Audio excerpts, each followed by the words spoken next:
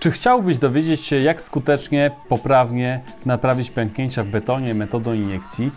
Jakie są najczęstsze przyczyny pękania betonu? Które narzędzia są niezbędne do przeprowadzenia iniekcji rys? Jakich błędów nie popełniać? Którą żywicę wybrać do naprawy rys? Czy to suchych, czy mokrych, czy dla wzmocnień konstrukcyjnych? Dziś chciałbym wprowadzić Cię w świat iniekcji budowlanych, wyjaśniając każdy etap procesu iniekcji rys krok po kroku, bez zbędnych tajemnic. Odkryj moc naprawy iniekcyjnie, pewnie, profesjonalnie. Cześć, tutaj Łukasz Jan Jóźwiak z iniekcjebudowlane.pl.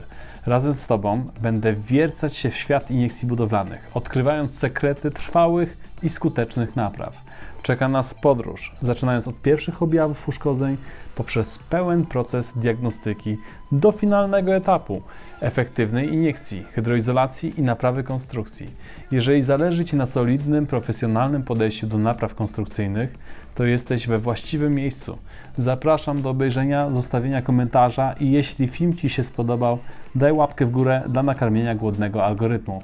A jeżeli chcesz więcej, to zasubskrybuj nasz kanał, aby nie przegapić kolejnych odcinków. Iniekcja rys w betonie.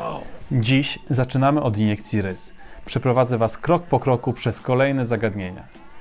Przygotujcie pakery, iniekcjujemy wiedzę. Jakie mamy rysy?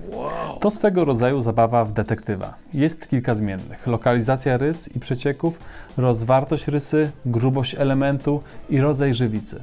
Przed rozpoczęciem iniekcji należy przeprowadzić inspekcję rys i dobrać odpowiednią żywicę iniekcyjną. Warto również zwrócić uwagę na przyczyny powstawania pęknięć, aby lepiej zrozumieć ich charakter i dobrać optymalne rozwiązanie, jednocześnie zapobiegając problemowi w przyszłości.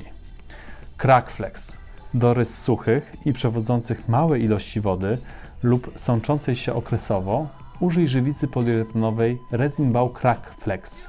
Jest to elastyczny stabilizator konstrukcji o bardzo dobrej przyczepności do iniektowanego podłoża. To żywica, która nada się do uszczelnienia konstrukcji rys suchych i mokrych, również przeciw wodzie napierającej, ale należy ją zastosować w momentach, gdy ma ona szansę związać przed wypukaniem, czyli od 3 do 10 minut w konstrukcji. Easy Inject, Hydrogum, Water Stopper. Do rys wilgotnych, przewodzących małe, średnie oraz duże ilości wody użyj Resin-Bau Easy Inject lub Hydrogum, lub przy naprawdę aktywnych wyciekach tamponażowej żywicy wysoce ekspansywnej Water Stopper. Pamiętaj, że rozpoznanie przyczyny pęknięcia może pomóc w zapewnieniu trwałego i skutecznego rozwiązania problemu. Dlatego warto przywiązywać do tego wagę przy każdym naprawianym uszkodzeniu. Epox Power. Kiedy musisz przywrócić strukturze jej pierwotną wytrzymałość mechaniczną, albo nawet ją zwiększyć, zastosuj żywicę epoksydową Epox Power, która tworzy silne i trwałe połączenie, a także doskonale przylega do większości materiałów budowlanych, takich jak beton, kamień czy stal. Mam teraz dla Ciebie małą wskazówkę, która przyspieszy Ci wybór odpowiedniej żywicy. Na stronie resinbau.pl są podświetlające się ikonki wykonawcze. Jeśli znajdziesz interesujący Cię produkt, zajrzyj w kartę techniczną, by dowiedzieć się więcej.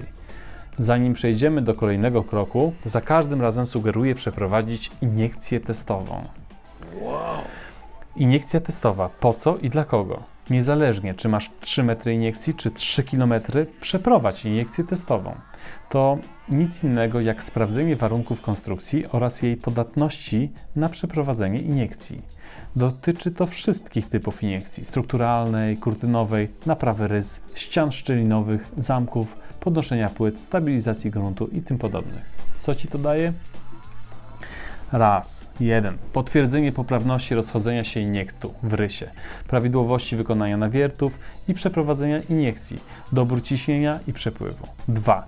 Dokładniejsze oszacowanie całkowitego zużycia materiałów na cały zakres prac. 3.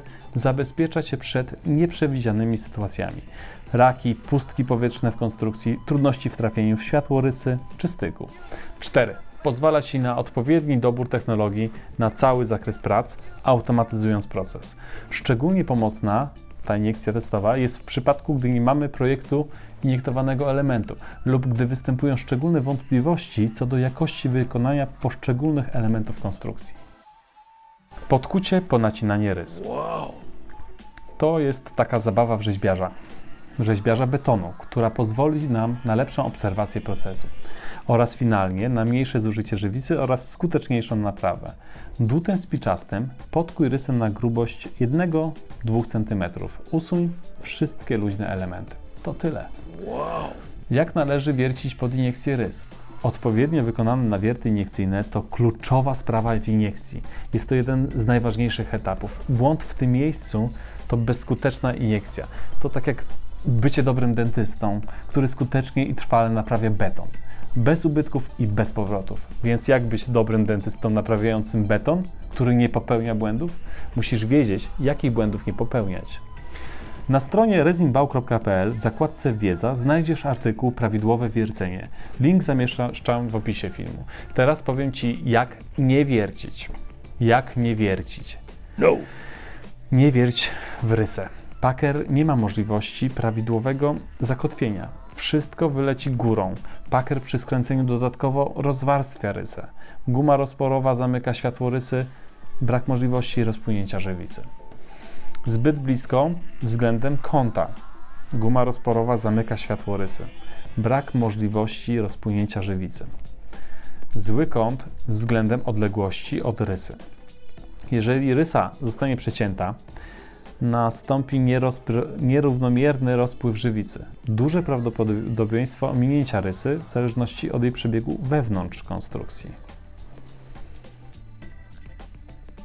Zbyt duża odległość od rysy względem kąta. Małe prawdopodobieństwo przecięcia rysy. Zła ocena przebiegu styku. Pomimo prawidłowego kąta, długości oraz odległości nawiertu, styk roboczy przebiega od drugiej strony elementu. Iniektujemy pusty otwór. Popełniając te błędy, masz małe szanse na powodzenie w iniekcji. Jak wiercić pod iniekcję rys? Wiercimy tak, aby przewiercić rysę w połowie grubości iniektowanego elementu, czyli w 50% grubości ściany. Tak będzie w większości przypadków. Czasami może to być w 40 lub nawet w 30% grubości. Wynika to z tego, że na niektórych pracach podczas iniekcji testowych może okazać się, że przecinanie rysy w 40% grubości będzie bardziej efektywne z racji nieuciekającej żywicy, lepszej penetracji czy na przykład sprzyjającej grawitacji w przypadku iniekcji rys w płycie fundamentowej. Najczęściej spotykanymi kątami podczas wiercenia są 45 stopni, 60 i 30 stopni. Wynika to z prostej przyczyny. 90 stopni to kąt prosty. Najłatwiejszy do złapania, bo na wprost, ale na tym kącie najmniej nam zależy. No chyba że rozpoczynamy wiercenie, wiercimy, łamiemy pod kąt. 30 to 1/3, 45 to połowa, a 60 to 2/3 kąta 90. Łatwo to zauważyć. Niektórzy jak mantrę powtarzają: oddal się od rysy o 10 cm i wierć pod kątem 45 stopni. A to jest poprawne tylko wtedy, gdy grubość ściany ma dokładnie 20 cm, a jak ma 15 czy 40 cm, to iniekcja jest nieudana. Ok, to jak te kąty dopasować do odległości od rysy? To proste. Wchodzisz na stronę resinbau.pl, zakładka kalkulatory, wiercenie rys i wpisujesz dane. Grubość konstrukcji w centymetrach. Załóżmy 30 cm. O ile pogłębić otwór od przecięcia rysy? Do wyboru w procentach. To jest ten wymiar. Domyślnie i sugerowane to 30%. Średnica Packera w milimetrach. Domyślnie 10. Zostawmy. Choć w przypadku 8 mm mamy znacznie mniejsze zużycie żywicy i w większości przypadków wystarczające parametry do przeprowadzenia iniekcji. Przecięcie rysy w procentach grubości ściany do wyboru. Zostawmy 50%. No i mamy wyniki dla kąta. 45 stopni, oddalamy się od rysy o 15 cm i wiercimy na głębokość 27,5 cm. Zużycie żywicy przy Packerze średnicy 10 mm dla samego wypełnienia otworu to 21,7 ml. Ta informacja jest przydatna dla porównania średnicy i kalkulacji zużycia żywicy. Dobra, Ale wróćmy do wiercenia. Kalkulator pokazuje nam kilka kątów i jest naprawdę pomocny. Możemy to też zrobić bez kalkulatora, pamiętając pewne założenia. Dla przecięcia rysy w 50% grubości elementu oddalamy się o tą samą odległość od rysy, czyli 50, i wiercimy pod kątem 45 stopni na głębokość 90% grubości elementu w celu pogłębienia rysy o 30% dla skuteczniejszego trafienia w światło rysy. Tu mamy inne przypadki, kąt 60 stopni, 50% grubości i inne. Rozmieszczenie nawiertów iniekcyjnych. Nie mamy możliwości prześwietlenia ściany, widzimy jak rysa przebiega na zewnątrz, nie znamy natomiast jej przebiegu wewnątrz konstrukcji. Dlatego wiercąc na przemian raz po jednej, raz po drugiej stronie, mamy największą szansę trafić w światło rysy. Wiemy już, że należy wiercić naprzemiennie, aby poprawić skuteczność iniekcji. Znamy kąty i zależności. Teraz zagadnienie innego wymiaru. Co ile rozmieścić pakery iniekcyjne? Odpowiedź jest zależna od kilku czynników. Najczęściej 10 pakerów na 1,8 m to wystarczające, ale z naszego doświadczenia i przeprowadzonych obliczeń wynika, że jest to wypadkowa rozwartości rysy, lepkości żywicy, grubości elementu iniektowanego. Najbezpieczniej jest stosować założenie 8-10 cm pomiędzy pakerami. W większości przypadków poprawne będzie również założenie. Oddalamy się o 50% grubości ściany do kolejnego pakera po przeciwnej stronie, czyli o 100% grubości ściany pomiędzy pakerami po jednej ze stron. Najczęściej więcej pakerów znaczy lepiej. Wszystko dzięki obserwacji, ale wszystko potwierdzi Ci iniekcja testowa, o której wspominałem. Zamykanie rysy to zabawa w cukiernika. Wyczyść element i zaszpachluj czoło rysy. Czoło rysy zaszpachluj Krakon 5. Jest to szybki środek do zamykania powierzchniowego rysy. Działa już po 4 minutach, więc rozrabiaj małe ilości na zasadzie szpachelka i małe wiadereczko.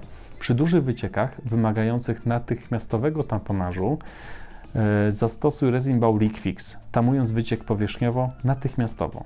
Potrzebujesz teraz minimum 20 minut na rozpoczęcie procesu iniekcji, ale to jest idealny czas na oczyszczenie otworów. Przepłukiwanie otworów iniekcyjnych. Ważnym elementem jest wyczyszczenie otworów iniekcyjnych.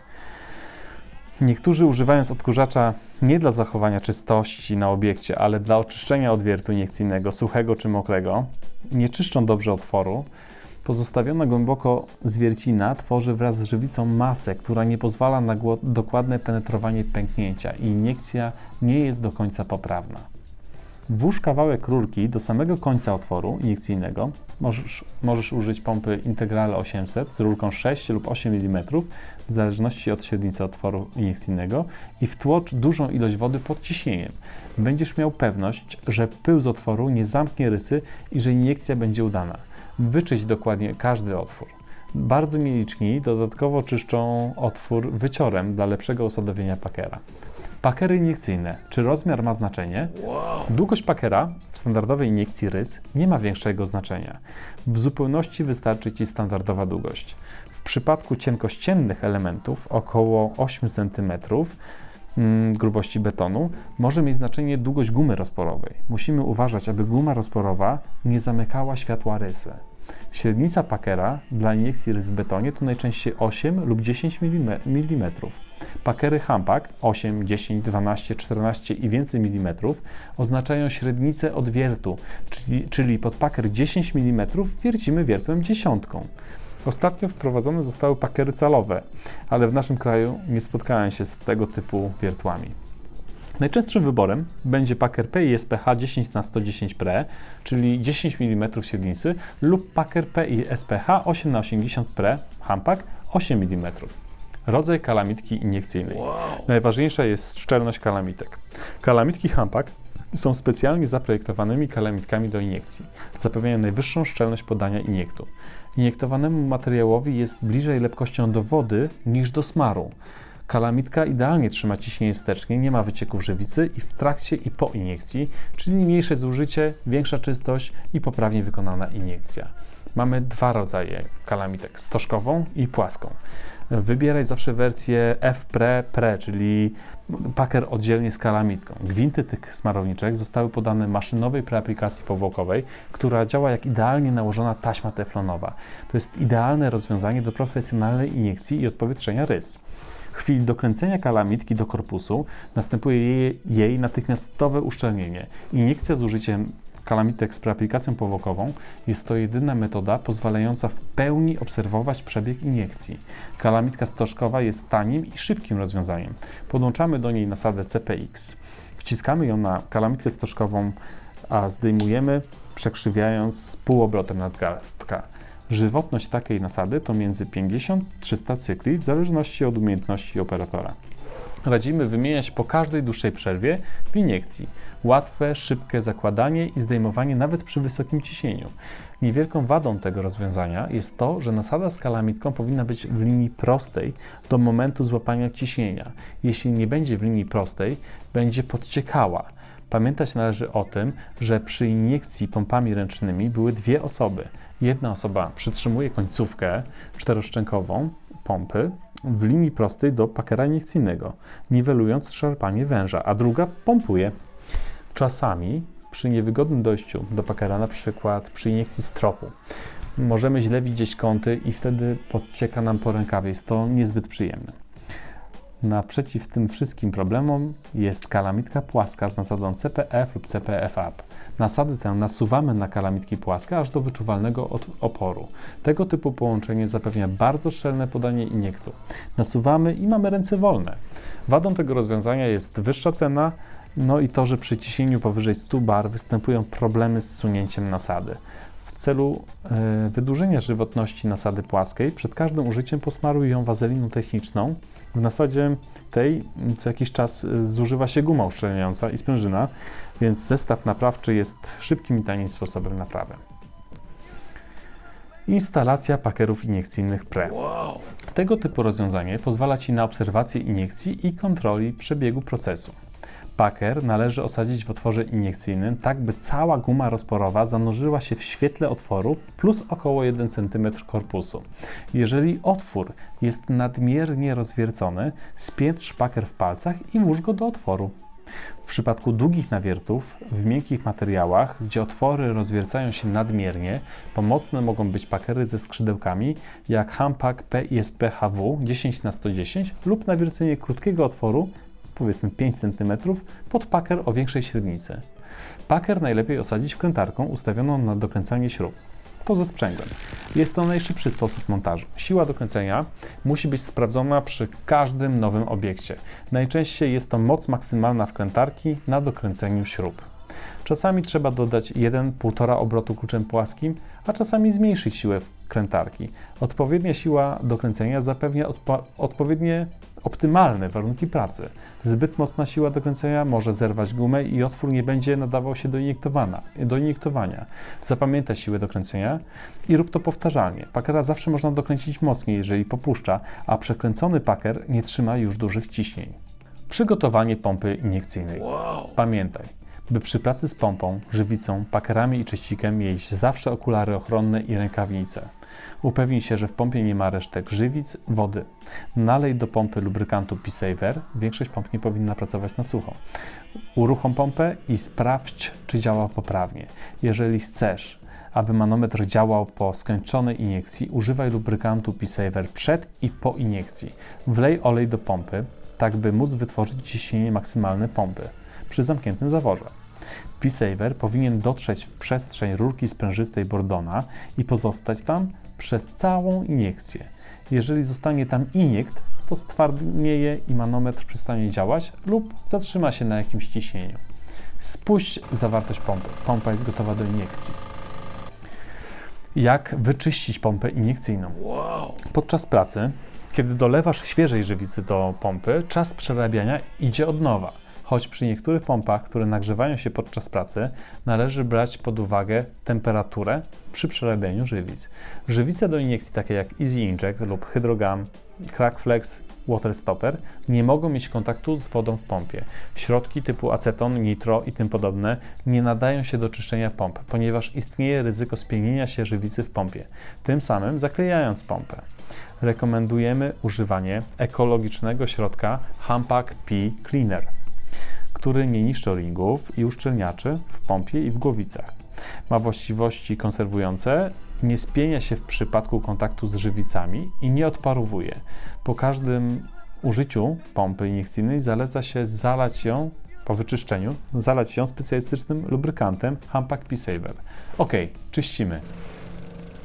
Wypompuj zawartość iniektu. Nalej Hampac P Cleaner do zbiornika pompy.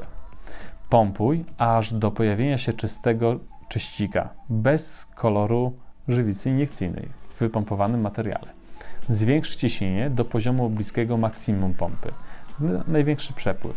Kilka razy zamknij, otwórz zawór iniekcyjny. Takie jest strzelanie z zaworu. Jeżeli masz pompę wyposażoną w zawór przelewowy lub zawór przelewowy z reduktorem ciśnienia, pamiętaj, aby przeczyścić ten układ. Wypompuj zawartość zbiornika. Pompa została wyczyszczona. Rekomendujemy przepłukać pompę lubrykantem P-Saver. Podczas iniekcji, czyszczenia, przygotowania pompy noś okulary ochronne oraz odzież ochronną. W sytuacjach nagłych, gdy żywica zaczyna wiązać w zbiorniku, nie spuszczaj żywicy przez pompę, tylko wylej ją ze zbiornika i od razu przejdź do procedury czyszczenia.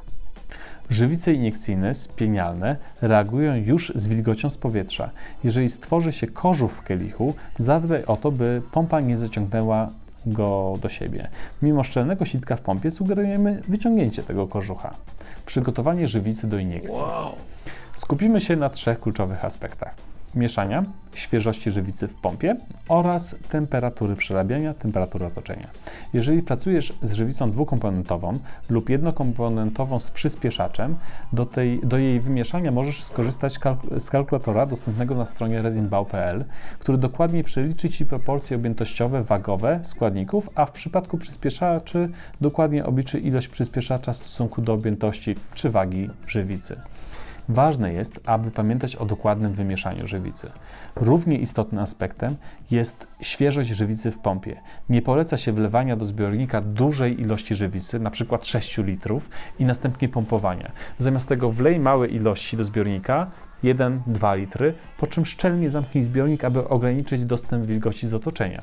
Następnie rozpocznij pompowanie, a gdy poziom żywicy zacznie spadać, dodawaj więcej świeżej żywicy. Ta procedura jest istotna, gdyż lepkość żywicy jest optymalna w pierwszych 10 minutach pracy, a później szybko rośnie. Szczegółowe informacje na temat ilości żywicy do rozrobienia oraz jej zapełnienia zbiornika możesz uzyskać poprzez wykonanie iniekcji testowej, o której mówiłem. Drugim kluczowym aspektem jest temperatura zarówno żywicy, otoczenia, jak i wzrost temperatury podczas pracy z niektórymi pompami iniekcyjnymi. Zaleca się, aby temperatura żywicy utrzymywała się w zakresie 20-25 stopni Celsjusza. Iniekcja rys. Pamiętaj o okularach. Teraz to zabawa w lekarza. Zrób zastrzyk betonowi. Iniekcję przeprowadzasz od najniżej położonego punktu rysy. Zainstaluj kalamitkę z preaplikacją powłokową na pakerze iniekcyjnym. Dokręć ją podobnie jak paker iniekcyjny. Zainstaluj nasadę CPX i rozpocznij proces iniekcji. Sukcesywnie zwiększaj ciśnienie, zaczynając od zera. Zwróć uwagę, że punkt otwarcia zaworu Hampac M6, czyli kalamitki, to 4-6 bar. Dlatego docelowo ustawiamy pompę na około 6 bar. W momencie, kiedy zawór się otwiera, zaczyna przepływać żywica. Gdy żywica zaczyna płynąć, kontynuuj pompowanie bez zwiększania ciśnienia. Jeżeli jednak zauważysz, że przepływ zatrzymuje się, stopniowo zwiększaj ciśnienie. 20, 30 bar, 40, 60. W momencie, gdy zauważysz żywicę w kolejnym pakerze, jeśli najpierw pojawi się woda, poczekaj na żywicę. Zatrzymaj proces iniekcji i załóż kolejną kalamitkę. Następnie ponownie podłącz pompę już do nowej smarowniczki i zacznij proces od 6 bar. Jeżeli żywica nie wychodzi pakerem, zwiększaj ciśnienie. Obserwuj, czy żywica przenika przez szczelinę bez zwiększania ciśnienia.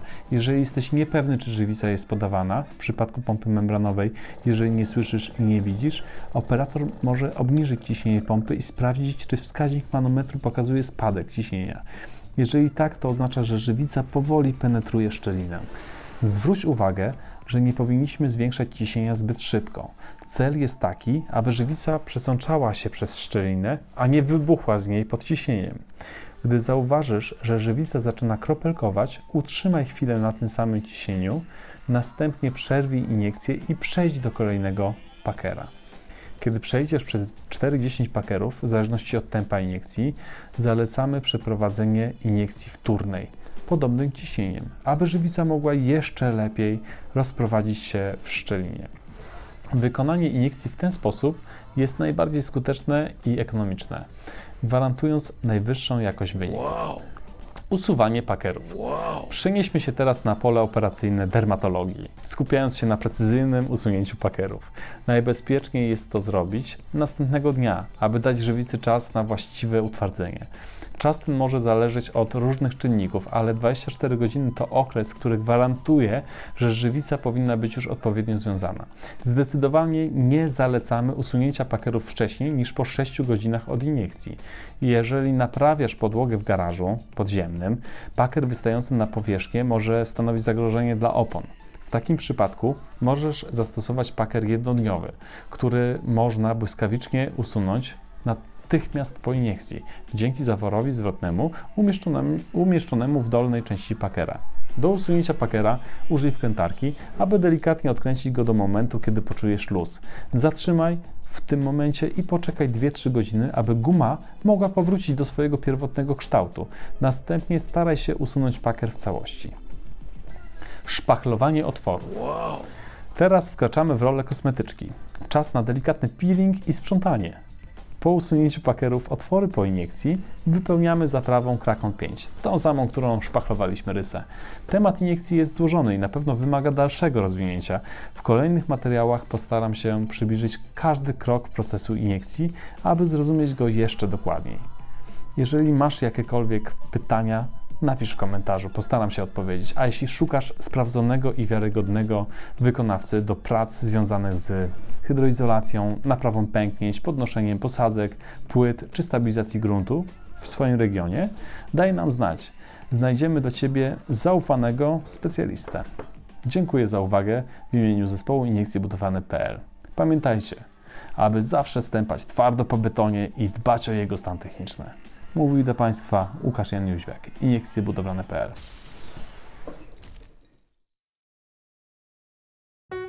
To już koniec naszej dzisiejszej iniekcyjnej podróży po świecie naprawy betonu. Zebrałem tu dla Was mnóstwo materiału i dostrzegłem, że jest jeszcze wiele kwestii, które zasługują na szczegółowe omówienie. Postaram się, by w przyszłych, krótszych filmach rozwiać te wszystkie wątpliwości. Pamiętajcie, wszystkie żywice, które pokazałem Wam dzisiaj, mogą być podawane za pomocą pomp jednokomponentowych. Oznacza to, że możecie stosować je za pomocą sprzętu tylko z jednym zbiornikiem. Chciałbym tu zaznaczyć, że Crackflex to żywica poliuretanowa dwukomponentowa. Ona utwardza się chemicznie, bez potrzeby dodatku wody czy wilgoci. Czas reakcji zależy od wielu czynników, takich jak temperatura i zawartość wody w konstrukcji. Z wodą reaguje szybciej. Z drugiej strony produkty takie jak Easy Inject, Hydrogum czy Water Stopper wymagają obecności wody lub wilgoci, aby reakcja w ogóle mogła nastąpić. Jeśli chodzi o zwiększenie elastyczności połączenia rys, istnieje możliwość przeprowadzenia iniekcji wtórnej żywicą Crackflex po tamponażu Easy Inject lub Water Stopper. Oczywiście, jeżeli Wasz projekt tego wymaga. Jednym z powodów iniekcji wtórnej w tych samych pakerach jest utrata materiału iniekcyjnego w szczelinie, spowodowana kapilarnym wchłanianiem niskowiskozalnej żywicy przez pory i drobne pęknięcia znajdujące się wokół głównej rysy w konstrukcji. Chciałbym Was również zachęcić do zapisania się na naszą listę szkoleniową z zakresu iniekcji. Link znajduje się na stronie iniekcjebudowlane.pl. Organizujemy szkolenia zarówno online, jak i stacjonarnie w Warszawie. To doskonała okazja, abyś mógł poszerzyć swoją wiedzę i zrozumieć jeszcze lepiej techniki, które pokazuję Wam w tych filmach. Koszt takiego szkolenia to obiad w renomowanej restauracji. If you want more cool stuff about building injection in English, make sure to follow my LinkedIn profile. You can find lots of easy to understand info there. The link is in the description. Catch you there. Make injection great again. Together. Make injection great again. Make injection great again. Make injection great again. Make injection great again.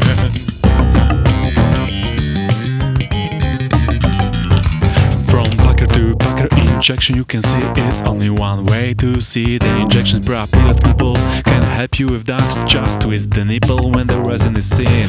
Take care of your eyes every time. Wear your safety glasses during the injection time. Pump, push, push, push, push, push, push. Injection is on. Push, push, push. Make injection great again.